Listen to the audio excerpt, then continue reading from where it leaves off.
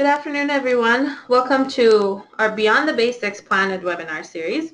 My name is Raya, and I am facilitating the webinar today.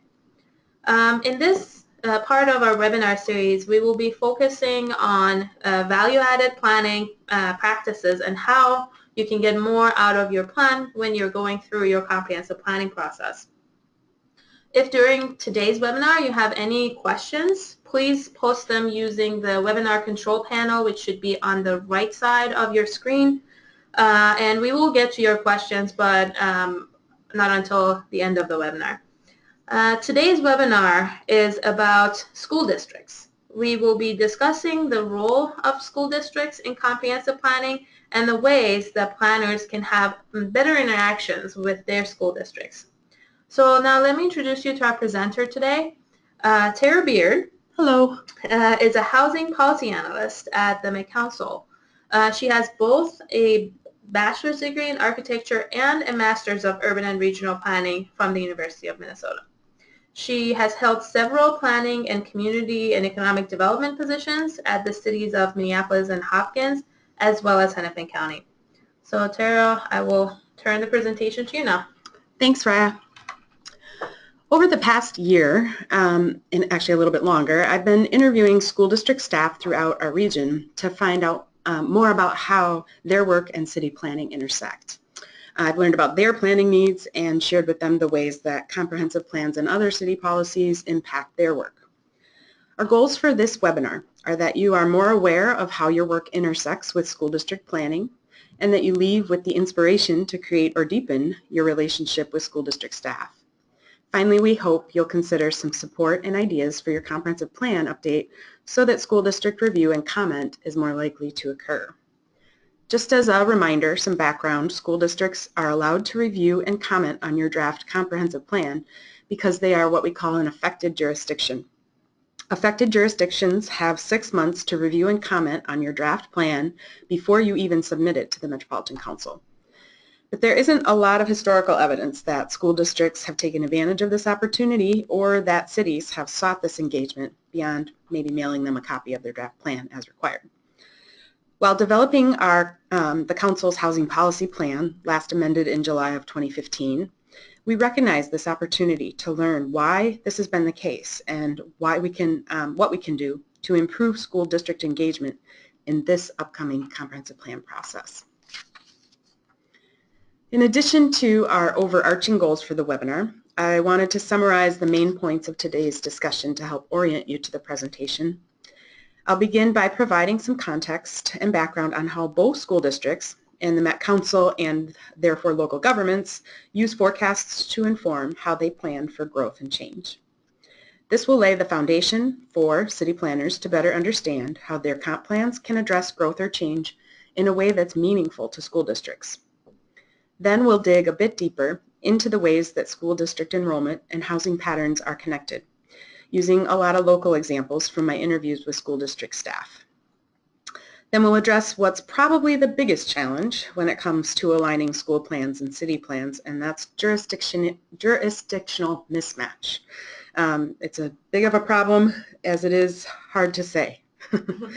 And finally, we'll create a roadmap for planners that want to use this information to improve collaboration between cities and affected school districts, both as a part of your comp plan, but beyond that as well. So let's start by talking about how forecasts inform school district plans. Why do school districts forecast? School districts use forecasting to create student enrollment projections. Changes in school enrollment, especially at the kindergarten level, are really the basis for almost all other school planning and policy functions. Anticipating future enrollment, it allows school districts to manage their school capacity. Those forecasts may indicate that attendance zone boundaries need to shift so that existing buildings can accommodate all students. Other times, forecasts may indicate that a major addition or even a new school building is needed. New schools are a big deal. They can bring increased traffic, costly referendums, and a change to neighborhood character. In other cases, forecasting may indicate that existing schools need to be closed. School closings can also cause a drastic change in the character of a community and the lifestyle of existing households with school-aged children. Proximity to a public school, especially an elementary school, can have significant impact on housing values in the area. Families may have purchased a home to be within walking distance of a school, only to find it's being closed. Planned housing developments may even be postponed, especially single-family housing developments, which are very sensitive to the reputation and location of nearby schools. New or enlarged schools and the closing of schools can be incredibly sensitive and controversial topics. They can really impact a neighborhood. But there's also a citywide impact. To illustrate that, I'll share a real-world example from one of my school district interviews. So this interview involved a conversation about a very expensive and contentious lawsuit between the school district and the city that stemmed from the city's desire to locate a new high school along a specific county road. The city wanted the county to support the expansion of the road, which needed more vehicle trips to be substantiated. And in their comp plan and long-range plans, they looked at a new high school being located on that county road to help achieve those vehicle trips and get the necessary warranting for a road expansion. But the school district had different priorities, including the cost of land, having a location that was central to the entire district, and a site with room to expand in the future. The school district's preferred location, however, even though they owned it, required a comp plan amendment, and the city tried to block the amendment, and it got litigious. Today, that school district and city staff have monthly meetings and a great relationship, so things have worked out just fine. But there's no need to wait for a lawsuit to get to that point. Cities and school districts can have deep impacts on each other. So it's important that they understand how the other forecasts growth and what their priorities for that growth are.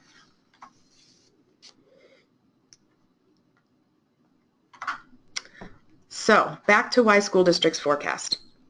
In addition to the school buildings themselves, future enrollment also informs facilities planning at the district-wide level, and that could include transportation facilities, administrative buildings, environmental services, and space for athletic programs. These facilities can end up occupying a lot of land in a city or even sharing some of the city's functions. Where they are located, what they look like, and how they function are equally important to the city and the school district.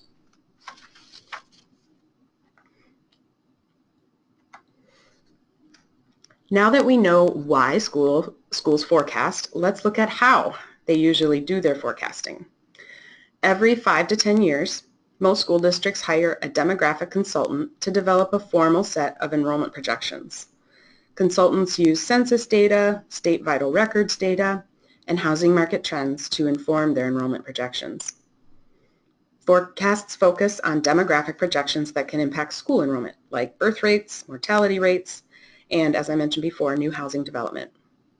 Consultants are also expected to review any overlapping cities' comprehensive plans to understand the future residential growth that's planned, but in reality, many enrollment projections assume a historically based trend analysis. So they just look at what regional or what housing growth has been like in the past few years, maybe 5, 10 years, and they project that as though it will continue exactly as it has in the past.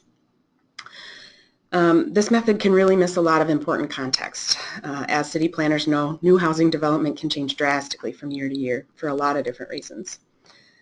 Let's talk about a real-world example again to illustrate this.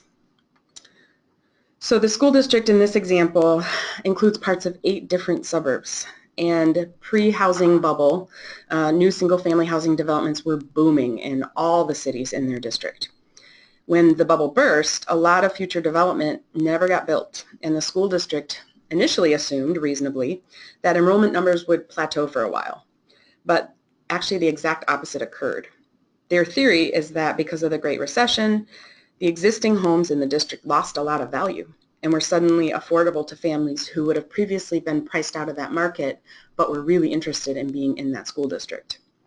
With that desirable school district and even a modest amount of foreclosed or price-reduced homes, the school district actually ended up seeing way more new enrollment than they planned for, and they had to stop accepting open enrollment from outside districts to be able to accommodate their unanticipated growth.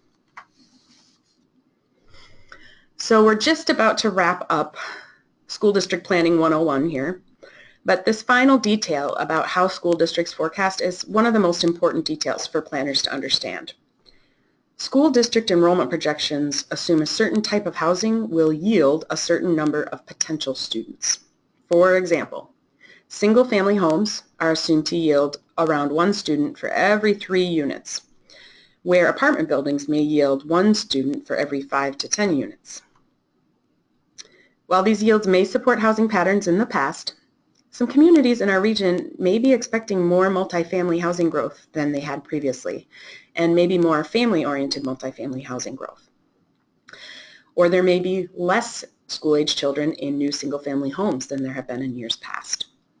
These factors vary greatly throughout the region, and in some cases the status quo will continue to be the same.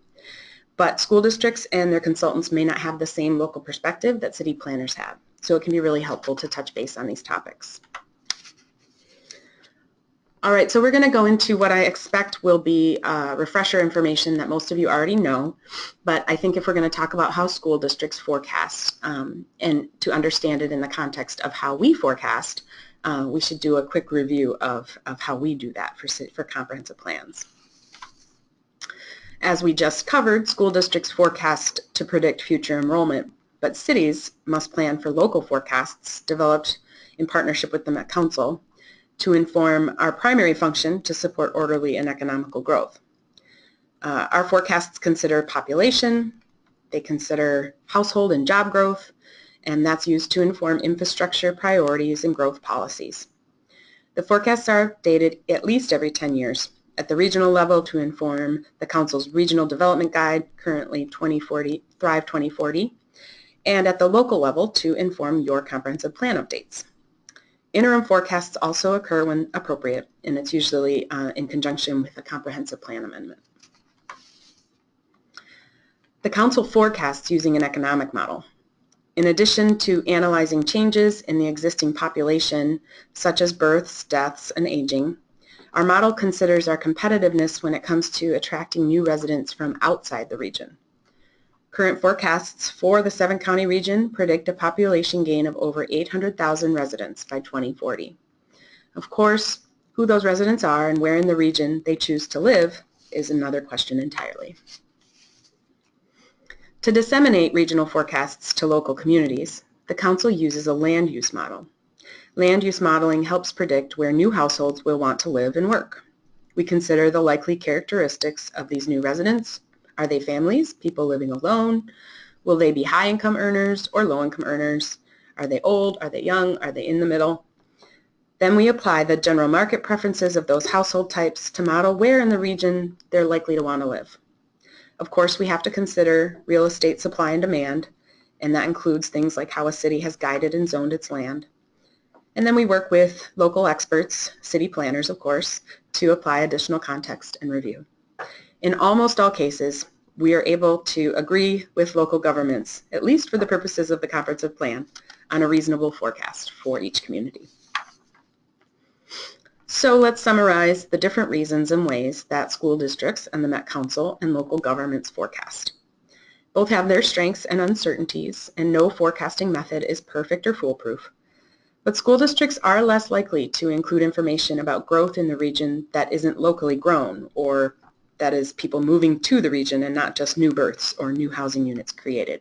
Those new housing units could just represent interregional moving and not necessarily new people in the region.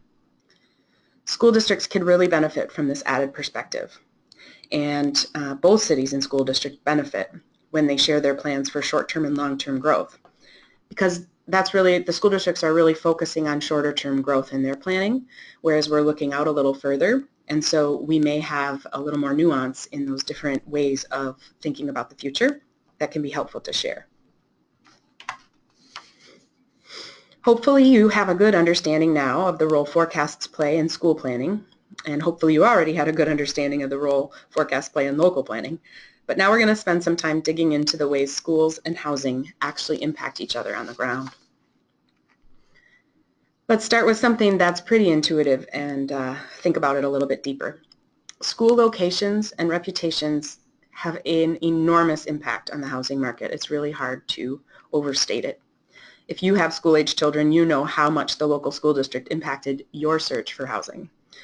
Single-family housing developers especially will tell you that their sale prices are directly impacted by the perception of the local school choices, and this can play out drastically even within the same district.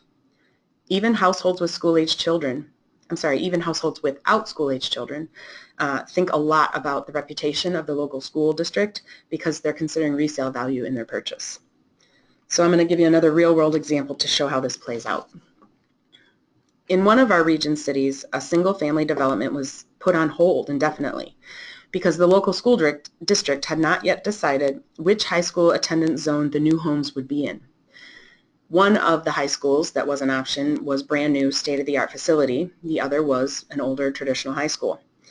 And that made such a difference on the price point that the developer felt like he could ask for, and therefore how his project would pencil out, that he wasn't willing to start construction until the school district decided how the attendance zone would end up. This postponed new housing construction that the city had already approved and counted on, and tax base that that city was reasonably expecting to get. So earlier collaboration and communication between the school district and the city may have saved some money and headaches here. Here's another example of how important school districts or schools are to the housing market. In a different city in our region, the school district was able to leverage 15 free acres of land from the residential developer. That's how big the impact of an adjacent school is on new home sales. The developer gave up 15 acres of land so that he could sell his homes in the context of being next to a new elementary school. The moral of the story is that planning for residential growth in your community, it really isn't complete if it doesn't consider the role of the local school district. On the other side of the coin, a city may intentionally consider school district impacts when they're making a policy decision. But without that strong relationship, good intentions may get in the way of good policy. I'm going to share another example involving one of our region's cities. The city in this real-world example doesn't consider the use of tax increment financing, or TIF, for multifamily housing developments, regardless of affordability. Senior housing is the exception, and the city's perspective is that since TIF reduces tax capacity for the school district, it shouldn't be used to support developments that could create new students. I'm not trying to pick on this particular city, and I admit I did not speak with staff from the school district that encompasses most of that city. But of the other school district staff I did speak with, the general consensus was that tax base lost from TIF was barely on their radar. It's such a small part of their overall budget. Meanwhile, school funding from the state, which makes up a larger piece of their budget, is based on actual student counts. So adding students to a district would still have a net gain on the school district's budget, even if TIF had been used to support new housing. The bottom line is that cities are making decisions that impact school districts and vice versa. This really highlights the need and opportunity to deepen understanding of each other's roles and priorities in the communities that we share. A potentially more sensitive intersection of the housing market and school enrollment is affordable housing. Affordable housing is often a controversial topic, and if new affordable housing is expected to house school-age children, the impact on school districts can be one of the many concerns voiced by the community. One community in our region expressed concern that a neighboring community was promoting new affordable housing in the part of their city that sat within the first city's primary school district. This illustration is meant to help visualize the issue. So here you see City 1 in blue and City 2 in a sort of mustard yellow or orange, depending on your screen. The thick black line shows the school district's boundaries, and we can see that really just a small part of City 1 has any land within the school district that primarily overlaps with City 2. So if City 1 promotes new affordable housing in this area of overlap, it's addressing their need for affordable housing, but not in a way that would impact its primary school district student base. To be considerate of the affected parties, I'm going to continue to refer to City 1 and City 2 in this real-world example where this is playing out. So our real-world City 2's primary school is teaching, their primary school district rather, is teaching more kids in poverty with more diverse needs than City 1's primary school district.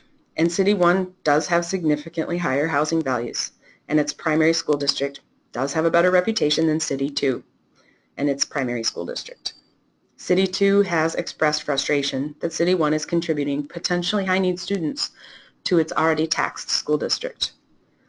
There's no simple answer to this dilemma, and I'm not trying to imply that there's a right or wrong answer here. There are so many factors that go into where affordable housing can and should be located.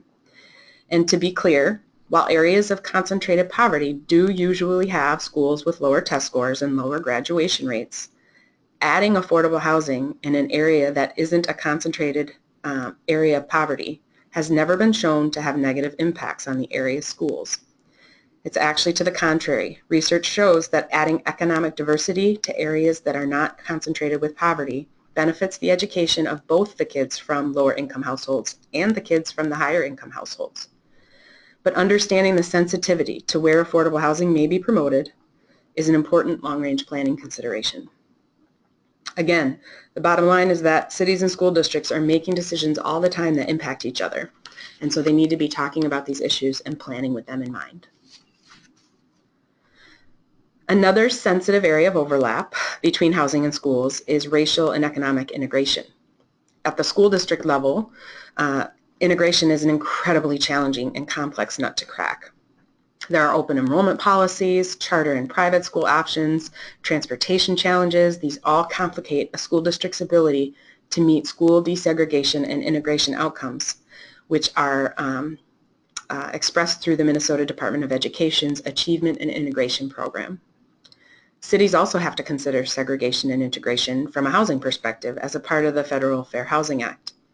Not only do cities have to avoid purposefully supporting segregated housing patterns, they are actually supposed to proactively work toward housing patterns that support economic and racial diversity. I admit these policies and programs are not well defined or understood, but cities and schools certainly have a better chance at achieving socioeconomic integration if they work together, especially as their policies deeply impact each other's efforts in this area. So a lot of opportunities for alignment between school districts and cities can be met simply by increasing our understanding and communication of each other. But one of the biggest challenges when it comes to policy alignment is going to take a little bit more work on our part to address, and that's jurisdictional mismatch. In this map, which shows most of the region, we can see that with very few exceptions, municipal boundaries and school district boundaries do not line up. While the 7-county metro region has 181 cities and townships, it has only 55 school districts. You can find this map that you see here in the map gallery of the council's website if you want to take a closer look or play around with it or see parts that aren't visible here. But essentially just trying to show that when only portions of a city and a school district overlap, finding ways to align policies can be especially challenging. As an example, let's look at the Osseo School District, which contains portions of 8 different cities. In the context of comp planning and engaged school district review and comment, Osseo School District staff would have to read 8 different draft plans and decipher which parts of each plan apply within the school district boundaries. And these are folks that are not accustomed to reading comprehensive plans or understanding land use planning lingo. This alone may explain why in the past school districts have not really provided much review and comment on our comp plan drafts. Yet the housing policies within comp plans could greatly improve school districts' understanding of how residential development, which is very important to them, might unfold, especially beyond the next 1 to 5 years. How land is guided, what types of housing your city is going to prioritize, any particular areas targeted for reinvestment or redevelopment, all impact future student enrollment. But if school district staff cannot interpret how those plans relate to their boundaries, substantive feedback can be really difficult to provide. Now let's look at this from a city's perspective. In this example, we see Brooklyn Center having portions in 4 different school districts. For cities like this, it can be similarly overwhelming to consider and understand how the bits and pieces of as many school districts should inform citywide planning. School district reputations have a significant impact on housing markets, and city plans for growth may not consider the varying perceptions of overlapping school districts. Cities may also benefit from knowing where the districts stand in terms of capacity and facilities growth before they designate future land uses that might limit or encourage that growth. If Brooklyn Center were going to accommodate future population growth in the southwest corner, which is within the Robbinsdale School District, that might have different impacts or outcomes than if they accommodated that growth in the northeast corner, which is in the Anoka-Hennepin School District. This comp plan process we're in right now is the ideal time to connect with your overlapping school districts and discuss those future building needs in the specific geographic context of where your city and school districts overlap. So it is challenging to wade through the jurisdictional mismatch of cities and school districts, but we really want to help planners do just that. In addition to the region-wide city and school district map I showed you earlier and is available on our website, cities can also find a list of their affected jurisdictions at the bottom of their community page within the local planning handbook. When you click on that affected jurisdictions list, you'll see a list of all affected jurisdictions, including school districts. Please note that this is really just a starting point. You may find upon closer inspection that one of your affected districts only overlaps a small portion of your city that is perhaps right of way, doesn't have any housing, never will have any housing. Legally, you still need to send them a draft of your plan for their comment and review, but for all practical purposes, additional engagement probably isn't necessary. When it comes to reaching out to affected districts, you are responsible for getting the appropriate contact information, but I do recommend that you reach out to the business or finance manager first. We'll talk more about their role in school district planning, but I think that's going to be your best bet for a connection on aligning policies and plans. While contact information is your responsibility, the Council will soon be providing additional information to help planners analyze their city's relationship with their school districts.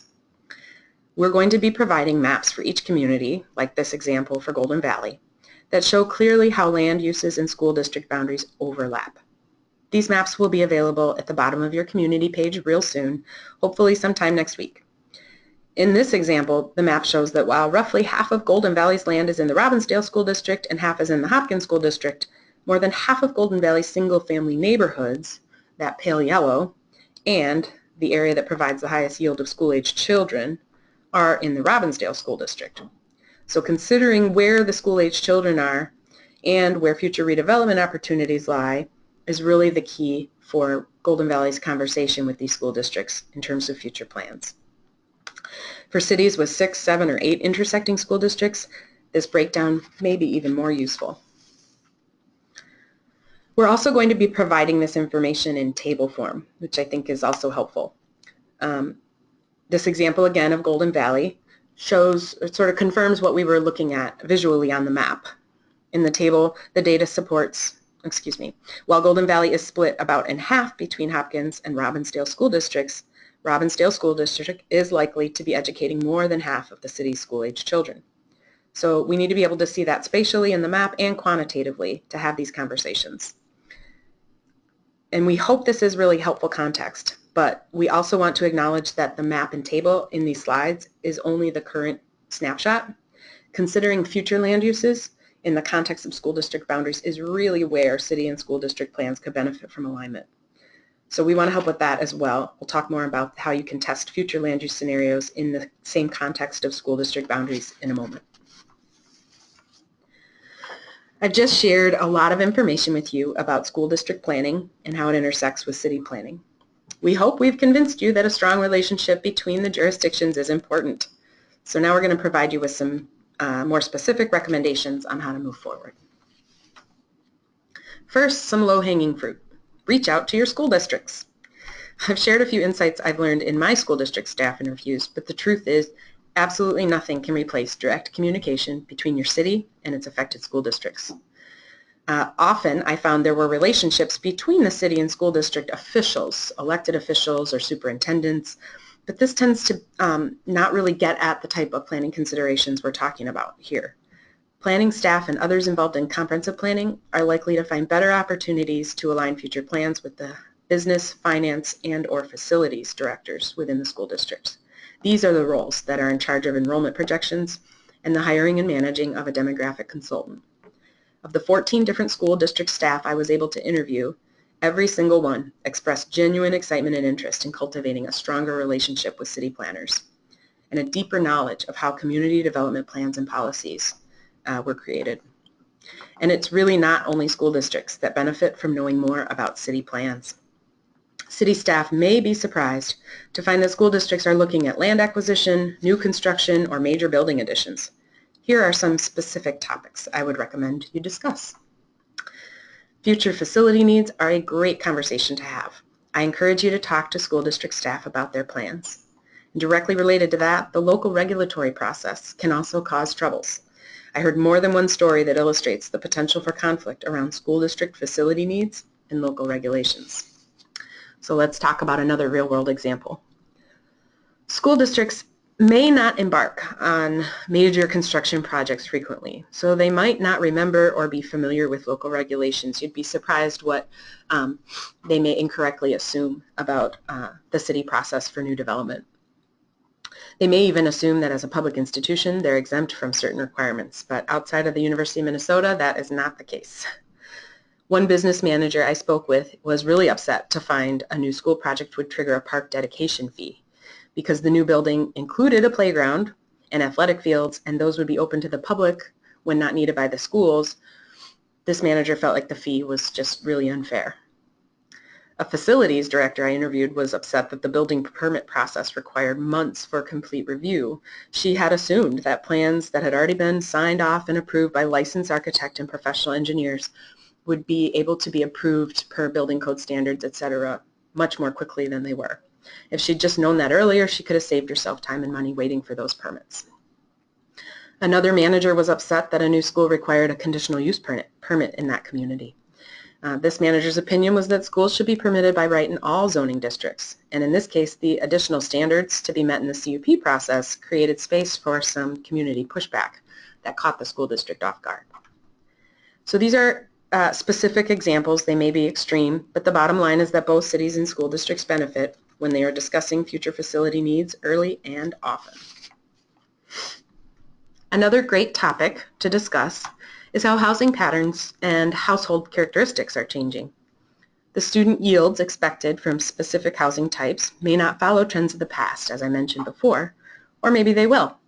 The only way to find out is to engage with your school district on the issue, and if you need any additional demographic data or projections, let us know. We're happy to help. From the perspective of the school district, new housing development is easily the most important topic that they want to connect with you on. I heard so many stories that revealed how important new housing development is to school district staff. Another real-world example.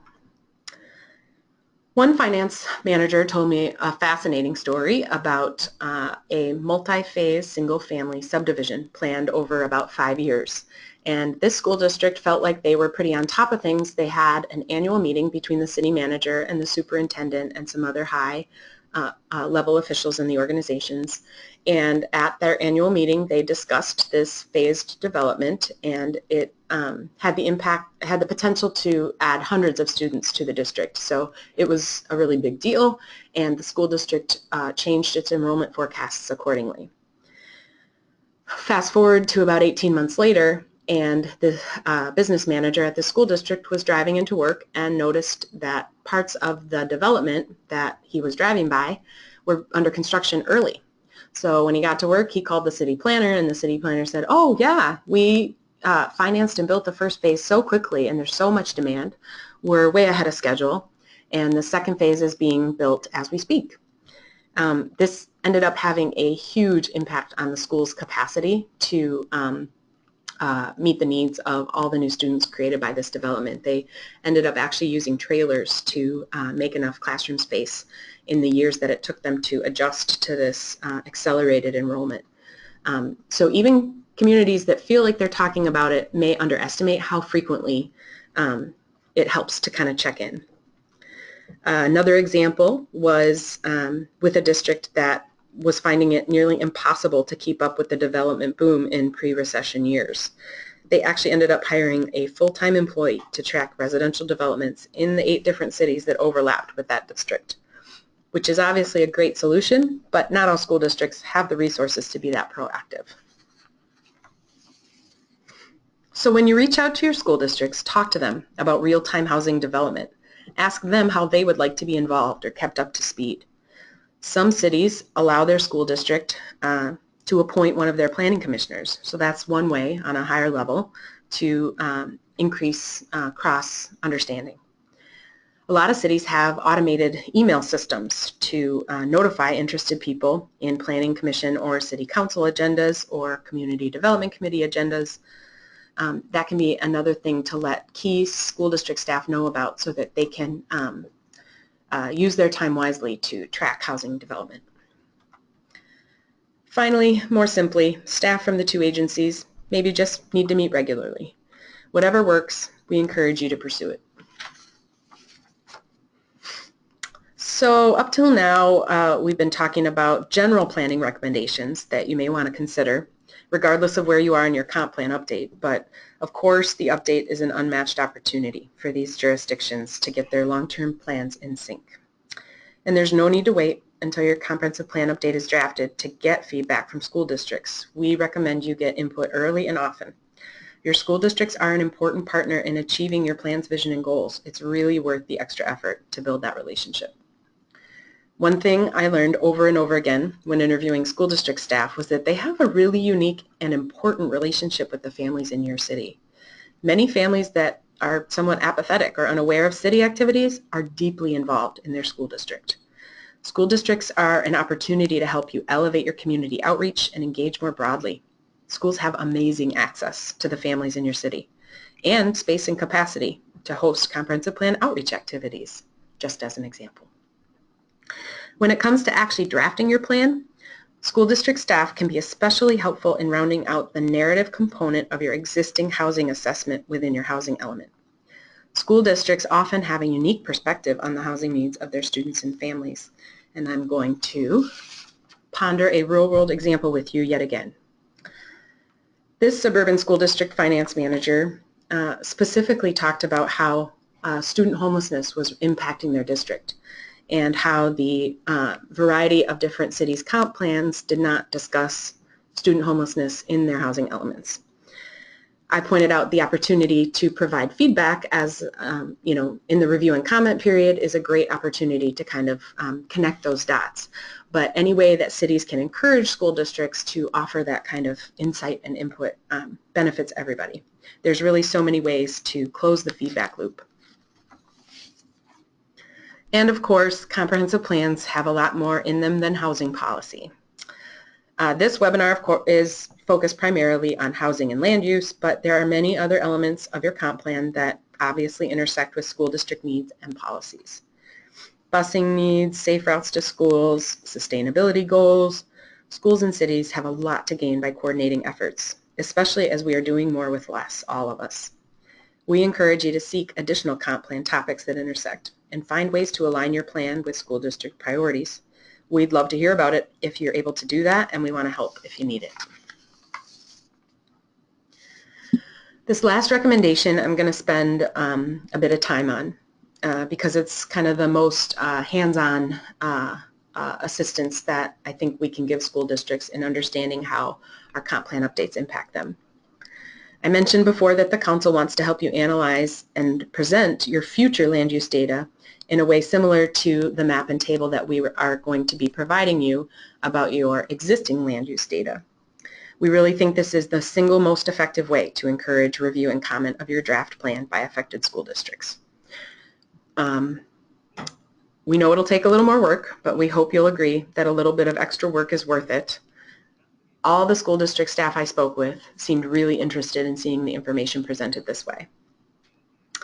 Having the opportunity to look at how future land use scenarios specifically impact the potential for residential growth is very valuable to school districts.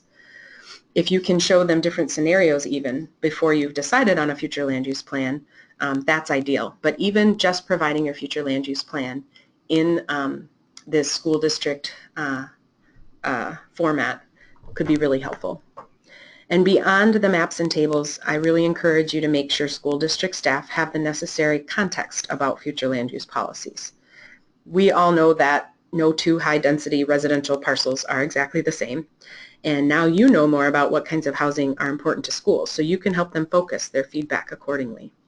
We know that guiding land isn't the same thing as guaranteeing development, but the more information we share with each other, the more we can actually impact what's possible. So how can we help you to look at future land use by affected school district and not just on a citywide basis? We want to help you do this, but really a lot of you have the capacity to do this already. When you and your consultant are using GIS to consider different scenarios for your community's future land use, you can combine those scenarios with school district shapefiles, and those are already a part of your shapefile package on your community page in the local planning handbook. If you want to get school district shapefiles independently, you can also access them from Minnesota Geospatial Commons, and the website there is on the screen. These shapefiles not only include district boundaries, but attendance zone boundaries as well, so you can drill down even more into the intersection of housing and schools in your community. Again, we really encourage you to discuss different scenarios with school districts before you finalize your future land use policy. These draft tables and maps will allow you to discuss different scenarios in an impactful way. If you need help navigating Minnesota Geospatial Commons, or if you have questions about how to use it, we will do our best to help. Finally, for some of you, GIS staff time at the Council is also available to assist you. Mapping Services Program is a service that we provide through our GIS unit for small communities with low net tax capacity per capita. The eligible communities you see on your screen can apply for this service to get access to future land use mapping for their comp plan update. And this includes exploring different scenarios for your future land use and up to 8 hours of technical staff time. We would then provide you with the resulting shapefiles and maps. If you want more information on this, contact your sector rep. This concludes the content of my presentation on school districts, which are definitely more than an affected jurisdiction. Thanks so much for your interest and attention. Great. Well, thank you, Tara. That was very interesting, even though I've heard it several times. So now we have time to answer a few of your questions before we have to end this webinar. So I'm just going to jump right into asking Tara the questions. A second. Will demographic data also be made available, disaggregated by school district boundaries? Great question. The short answer is no. And that's not because we don't have information like that. It's that it is somewhat time consuming and different staff here at the Council besides myself that can do that. So, you know, not expecting every 181 communities to ask for that. I think we're willing to work with communities that have a special interest in drilling down some of the demographic data in the same ways that we have the land use data available. So contact me, we can talk about it, but it's not, because it does take a lot of staff time, it's not something we're pre-creating and providing for you. Thank you. How do you suggest planning for open enrollment? Boy, that's a great question. You know, I'm honestly not sure we can really effectively do that, and I'm certainly not an expert in open enrollment. But it is something that cities or that school districts can opt in and out of, you know, as their needs are met. It's also something that is, you know, guided through state legislation, which can change. So, you know, I think one of the challenges in the overall question here about how school districts and city plans intersect is the fact that, you know, we're planning with different guiding authorities, with different you know, bodies of decision making, and there are some ways in which I just don't think we'll ever be able to completely understand how we affect each other, and from what I know at this point, open enrollment might be one of those things. So it's real, it's out there, it has impacts, but I honestly don't know how I don't know how hard it would be to try to predict that within the context of your comp plan. Did you find evidence that charter and or private schools had a similar impact as a public school district? That's a great question too. Yes and no. So, and this is, you know, just to be really clear, this is more anecdotal than me having any data for it. But my impression is that private schools and I'm just speaking about private schools for now, tend to have, they want to attract people who are willing to spend quite a bit of money on their child's education. So they tend to want to be located in, nice areas, and they're nice buildings that are kept up well. So to some extent, they may provide some impact to the housing market. But even people that choose to send their children to private schools can really care a lot about what the local option is. Families' incomes change. They may not always be able to afford the private school. And knowing that you have a public school option that is important matters even to private school families. So I do think that the public school impact is greater, even for communities or for households choosing private schools. Charter schools, again, a little bit trickier, starting to get into that open enrollment question where there's just so many moving parts and the rules about them are changing now and again. Can be a lot harder to disseminate exactly how.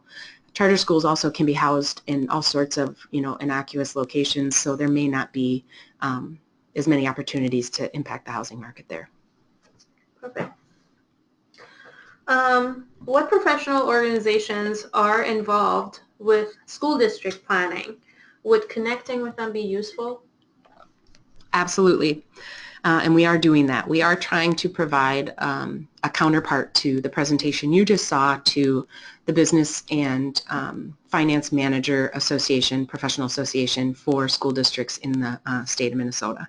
And my colleague, Todd Graham, who is in charge of the forecasts that we do here at the council, has spoken to them about how you are doing your land use planning and the rules and regulations that you are under, and why they may want to pay more attention to those comp plan updates when they roll in. So it's a great suggestion, and one that we intend on. I would really like to continue the relationship the Met Council has developed with school district staff on this work. Okay. Well, kind of related to that question, we have this one. Is the PTA a good organization for planners to connect with? Good question. I think that PTA, unlike other school district policies and procedures, is primarily associated with a particular school. So when you're thinking about some of these higher level, long range planning conversations, focusing on parents of children at one particular school may not be super effective. If you're looking at a particular community that you're having trouble feeling like you're getting engagement on with your comprehensive plan, the PTA may be a good vehicle there to get some more community outreach and engagement. But this kind of high-level comp plan consideration of school districts is really at the district-wide level and the high, the business manager level, and PTAs are generally parent volunteer organizations. Okay, perfect. Thank you. Many school siting locations seem to be short-sighted, often ending up with schools applying for SRTS funding. Safe routes to school. Mm-hmm. What role can cities or counties or council have in guiding better site planning on the front end of development? And does this role expand in the future? That's a great question. The opportunity I see in this issue is that school districts, for a lot of understandable reasons, really still need a lot of convincing that they need to think beyond the next 1 to 5 years, maybe 10 at the outside. School districts, they are so busy, and they are dealing with, we all as government employees know how complex and bureaucratic systems can be. School districts overwhelm me in terms of all the considerations and factors they have to look at. And so they're really, triaging here when they say, this is what's going to happen in the next 1 to 5 years. We need to make sure we have buildings so that our kids aren't in trailers. This is our bottom line. This is what we have to focus on. But if we can help make it easier for them, I think we could gain a lot by working with them to better understand how longer-term thinking could be of value to them and us, and then asking what we can do to help them think that way, given that they are so busy and so intensely focused on making sure that their shorter-term enrollment needs are met. So I think that's a great opportunity, and I think we just need to help them understand the importance of long-range planning, and then help make it easier for them to do it. Great. Next question. I have found the examples very helpful in understanding why cities and school districts should communicate, but they all seem like lessons learned from what's gone wrong. Without necessarily naming them, are you able to share any examples of how cities and school districts have worked together really well and avoided the sorts of problem you've discussed? Well, as I mentioned, there are a handful of school districts in the region that do almost entirely or entirely overlap with the one city that they overlap with. Eden Prairie comes to mind, St. Paul, Minneapolis, St. Louis Park. So they have the jurisdictional mismatch challenge isn't there for them, and so understandably it's a lot easier for them to connect on more directly on these sorts of overlap questions. I did give some examples where maybe things started off rough, but now school districts and cities are communicating really well. It happened to be because of a negative situation, but it ended up with a positive long-term result. And like I said, I do think that the district with the full-time staff to kind of monitor development, if your school district encompasses cities with hot housing markets, it may be worth your while to think about that. Okay. Do you think most school districts are aware and ready with an assigned reviewer for comprehensive plans? I can say that answer is no, unfortunately. I have really been trying through these individual interviews and in our outreach to the professional association to get these comp plan updates on their radar. But again, some cities have mailed their review draft to the superintendent. Some mail them to a community outreach or community education director that they have a relationship with in other contexts. So I think just knowing that the business manager or finance manager, it's not intuitive maybe to think of your business and finance manager as the people at the school district to send your plan to. But that's really helpful. And even if it gets to them eventually, if it gets to them first, I think that then they can use that time more wisely. But, I really encourage you to do more than just mail it, to have some actual personal connection beforehand, or at least in your cover letter, pointing out some of the reasons why it's worth looking at, and maybe even earmarking certain pages or sections that you think apply to them. Again, if we make it easier on them, I think that they will see the value in getting more engaged, and really that benefits us too. Great. I have another question that's similar or related, I would say. Is the Metropolitan Council planning to provide any additional technical review assistance to school districts? That question actually lines up with the answer to the first question about providing more demographic data broken down by school district and city overlap. We are doing that for a handful of school districts that have expressed interest in that and requested it. And really what they're looking for from us is a more localized understanding of where households with school-age children are locating in our growth projections. So for a handful of school districts that have heard this, have met with me or heard the presentation at the professional association that reached out, because it's a handful, we were able to work with them and provide that. Again, if every district wanted it, we would have a capacity issue, so we're going to kind of have to play it by ear. If the requests get, so onerous, we'll have to look at that again. But for now, if there's a great interest, we will provide additional information to schools as they are doing their enrollment planning.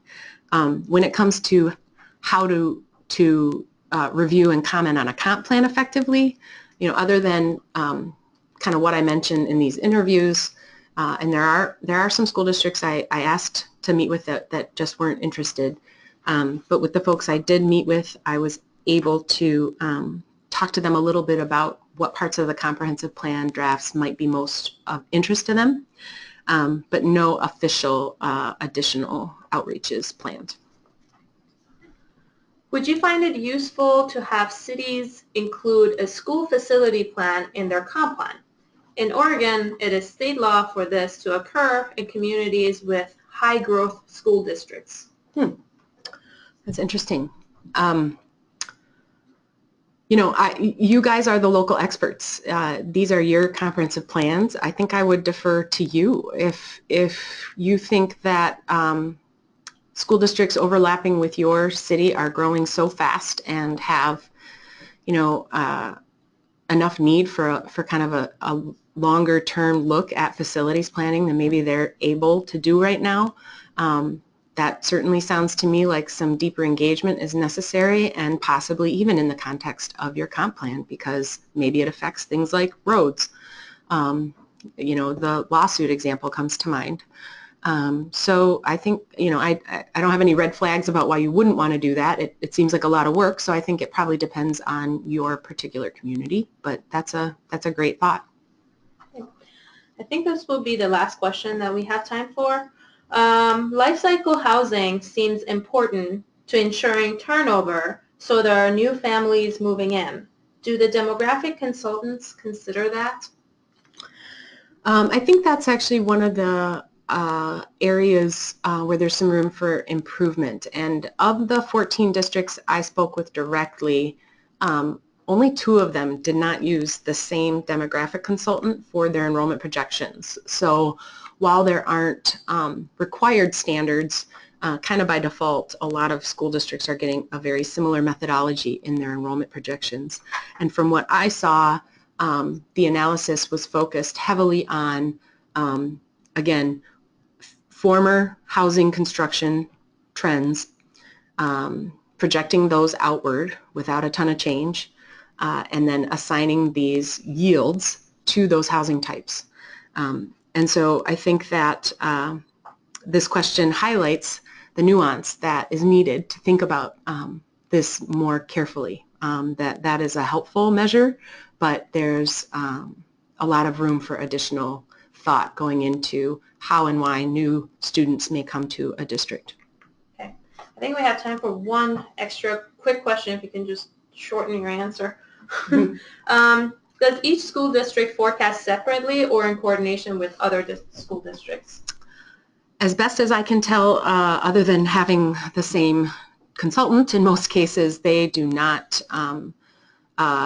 forecast in tandem or in coordination. There's probably a few key geographic areas where a city knows that they're losing a lot of residential students to open enrollment to one particular school in a different district, and so those districts may or may not, I don't know, be in conversation about that, but I did not hear of any coordinated efforts in forecasting between school districts in my research.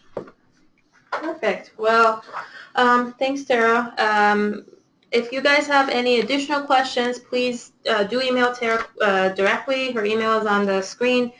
She'll be more than happy to answer any questions. She's very passionate about this topics, and she knows a lot about it as well.